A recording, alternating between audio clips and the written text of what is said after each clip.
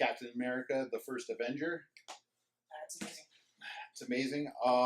And like I said right at the beginning, we were both skeptical of Evans as Captain America. We were. And I actually was skeptical that they were doing that shrinking effect with him. Yeah. Because in the comic books, he was the same height. He was just game. Like, he was lame. That's he had like a fucked up leg and whatever. But like, it wasn't this huge dramatic change. And I remember thinking to myself, like, I saw the first trailer and I was like, I don't know about this. But then I didn't even see it in the theater. That's right. I didn't see Thor or Captain America in the theater. That's right. I watched them after the fact, and I bought Captain America. Like, you were like, you have to see it. So I bought it just like that. I bought it, and within the first 5 minutes, it was the same thing with Robert Downey Jr. In the first 5 minutes, I was like, oh my god, this is Captain America. Yeah. Like, and it's funny because, like, I think Michelle said this to me because I remember I was telling her that I didn't like that they made him so short. She's like, I don't, like, why wouldn't you? Because you're short. And I think, I almost think that's kind of why, because there's a bit of a mirror now. Like, okay. Because, like, he's, obviously nobody takes him seriously because he's short. That's like a fear of mine. Nobody thinks he can do anything physical, right? Things like that. And it's always, like, kind of in the back of my head type of thing. But watching that movie and, like, I think one of the things I like the most is that out of all the characters that they've introduced so far, and even in the Hulk, because Bruce Banner doesn't really change much from Incredible Hulk to Avengers. Right. Even though they changed the actor, you said they changed his character like a bit. Mm-hmm. There's no real story arc for Bruce Banner. Just like there's no real story arc for Steve Rogers, right? Right. He's already Captain America. He's already that guy that just wants to do the right thing. You know, like even that scene where Erskine's got him and he's like, so, you want to go kill some Nazis? And he's like, I don't want to kill anybody. I don't like bullies. You know, yeah. And you're like, yeah. You know? He's like, I don't care where they're from. And you're like, oh my God, yeah. This is so good. And so now, like I said, like after the first 5-10 minutes, I was like, this is just awesome. You know, and I even like how they have Peggy Carter falling in love with him before he got the muscles. Yeah. Like that drive scene to the actual experiment, she's already thinking like, yeah, I'll bang this guy. Yeah. Like everything that he is, who he is. Yeah. That's what she was attracted to. Mm-hmm. And for Evans to pull it off.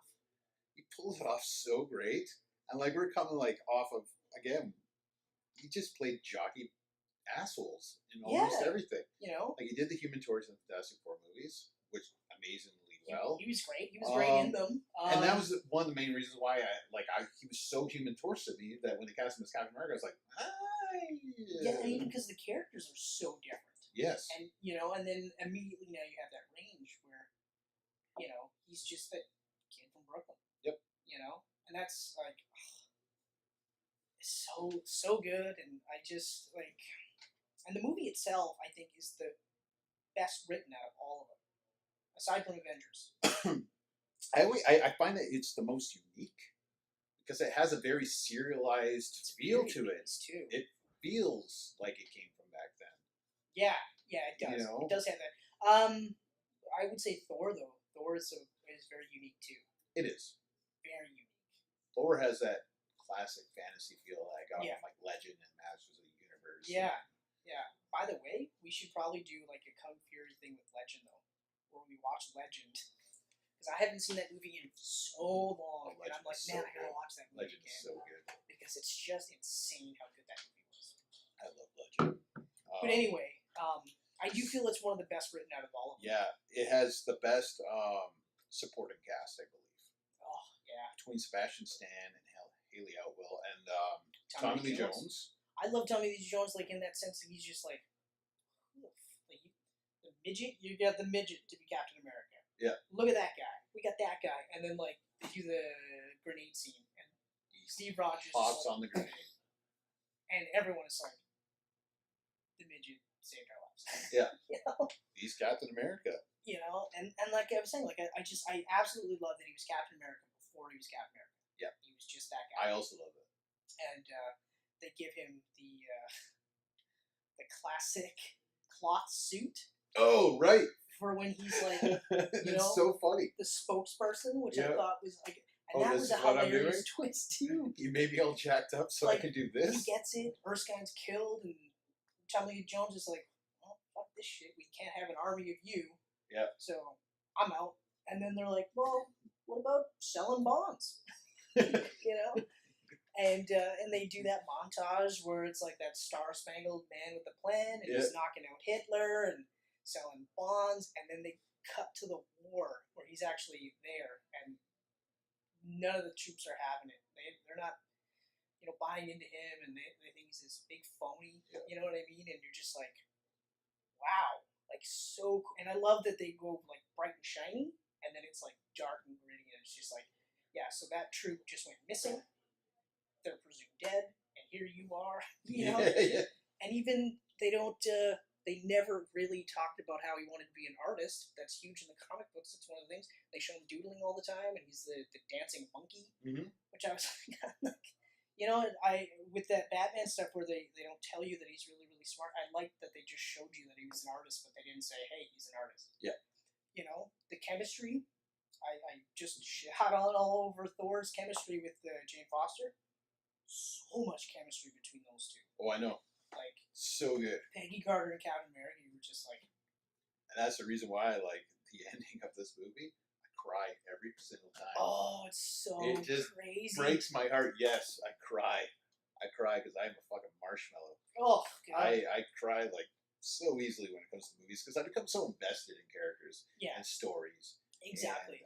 And like that one's a tough one too. But the other thing too is even Sebastian Stan, he's not in it a lot, but you got two different types for him. You had him be like the big protector, Steve Rogers. Yep. And then almost immediately you get him being like, holy fuck, like I'm second best. No, I'm you. Yeah. I'm you now. And you're like, oh, that's hilarious. And but then like there's all these things, like even you have him like Captain America like leading the troops now. Like he saves Sebastian Stan. They have that first meeting with Red Skull. Yep. And Red Skull, for me, he's one of the best villains. Hands down, for me, he's one of the best villains. His motivations are perfect. His look is perfect. The look is perfect. Hugo Weaving is bang on with this. I found him to be probably the most forgettable in the movie. Really? Yeah. See, and I love Hugo Weaving. I know. He's coming off The Matrix, coming off Lord of the Rings. Like, this guy is fucking good. He's playing Red Skull. Don't get me wrong. I liked him as Red Skull. But I also think that any actor could probably pull that off. So I want Red Skull to return, but I don't care if it's Hugo Weaving playing him. Yeah, and I agree. Like, if he really doesn't want to come back, fuck him. Anyone can play him now. Yeah. Yeah. I don't know if anyone could.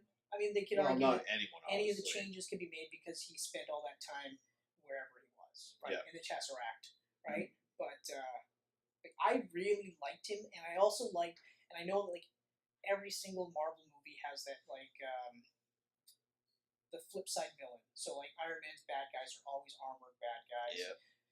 And Captain America's bad guys are always like super soldier bad guys and stuff like that. But he has always been a great bad guy for Captain America. And I liked that they did the same thing with Red Skull that they did with Captain America, where they dialed down the Nazi stuff. Yep. And the overt patriotism stuff to make them just sort of good and bad, which works really well. But I don't know. I thought he was great. I love the character. I'm disappointed that we haven't seen him since. Me too. But yeah, like I mean, and even for me, for Captain America, for being like Canadian and loving like now, like Captain America is one of my favorite characters. Period. Because of this movie. Yeah. And because of every movie after that, but primarily this movie, you're just like, holy shit. And the classic costume is actually really good. I liked. Yeah. I mean, it's a bit puffy, and you realize that they thought about that in Winter Soldier and then Avengers 2 and everything after that, so it's a bit more form-fitting. Yeah.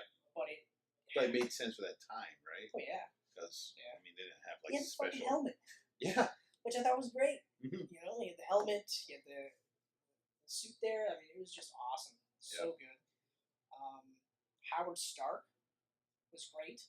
Right. Yeah. Really He's great. very good. I still love the scene, like right when he gets out of, or Steve gets out of the containment unit, and they show like Stark touching his abs, and like that, they actually say like no one was supposed to touch him, and Stark is just wow. whoa, those abs, and it's always just so funny.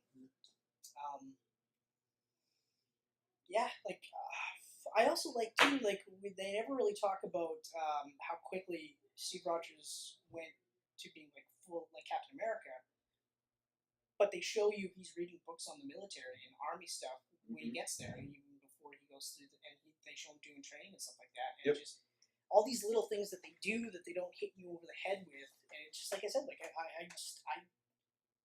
don't think there's anything in that movie I don't like at all.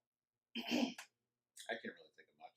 You know, even the way they did the Bucky thing. You know, instead of Bucky being his sidekick type of thing, and obviously because it's not a kid like it was in the comic books, so he falls off the train thing. I was like, that's actually a really cool way of doing it because you still have the frozen in ice thing. You know, so everything's all on the up and up. But I think my favorite thing where they really tell you or they show you how smart he is when like at the end of the movie, you know, when he's sitting there and she's like, hey, you know, everything's fine. He's listening to that he's listening to radio, and he's just like, the game is, what the hell is this? I was at that game, and then they're like, fuck. Yeah. You know, and then that scene where he's in New York, that very end where it says, and he's like, what the hell? And it's just like, a lot has happened since you've been gone, and it's just like, whoa, and then to immediately tie that into Avengers which is perfect. It was a great transition, like to go. It was a great movie to be right before Avengers. Yes, exactly. It's almost like if they did it any other way, I think, like especially because now it feels like they were saving the best for last, you know, and then they were building up to it. They knew that I feel like they knew they struck gold with Iron Man, and then with Hulk, they were still like, I don't know. But then Iron Man 2, which is too soon, but whatever. Thor and Cap, I feel like they were like, well, it's part of our plan. We'll just do it and see what happens. Yep. But yeah, like it's just that was such a great movie. Yeah. Excellent movie. Of course, that leads us into